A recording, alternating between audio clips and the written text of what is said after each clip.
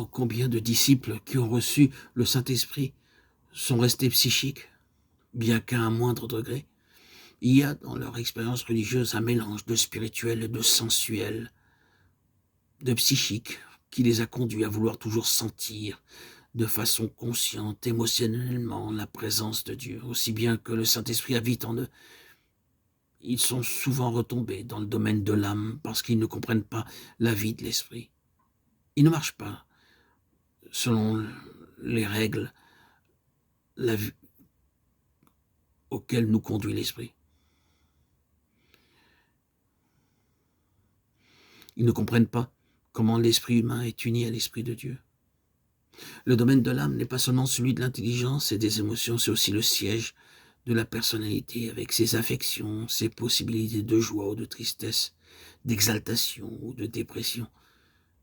C'est ainsi que nous lisons dans l'Écriture « Mon âme est triste jusqu'à la mort » Matthieu 26, 38. « Mon âme magnifie le Seigneur » Luc 1, 46. « Maintenant, mon âme est troublée » Jean 12, 27. « Possédez vos âmes par votre patience » Luc 21, 19. Son âme juste tourmentée, 2 Pierre 2, 8.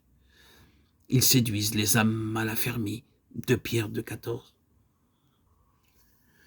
Ces passages prouvent que les dispositions, les tendances, les caractères procèdent de l'âme aussi bien que du corps, du domaine psychique aussi bien que du physique. Et la forme de l'âme, si nous pouvons nous exprimer ainsi, sa capacité pour la joie, l'amour, la douleur, la patience, peut être remplie de joie spirituelle et de vie qui émane du second Adam, l'esprit vivifiant, ou d'autre part de joie, de vie, de sentiments psychiques, sensuels, inférieurs, naturels, qui procèdent du premier Adam.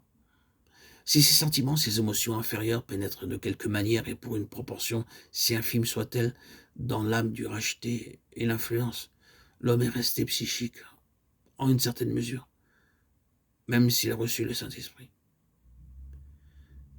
Il s'attachera à certaines émotions psychiques et vivra dans le royaume des sensations, le domaine de la personnalité, au lieu de s'attacher à ce qui vient de l'esprit, le domaine où l'homme peut avoir conscience de la présence de Dieu. Et par là, il rejoindra ceux qui espèrent, ceux qui recherchent des expériences spirituelles affectant les sens, au lieu de les attendre uniquement dans le pur domaine de l'esprit régénéré où Dieu demeure.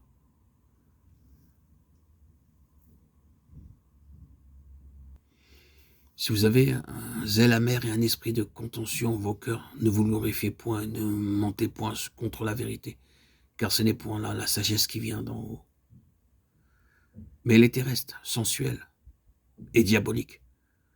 Jacques 3, 14, 15.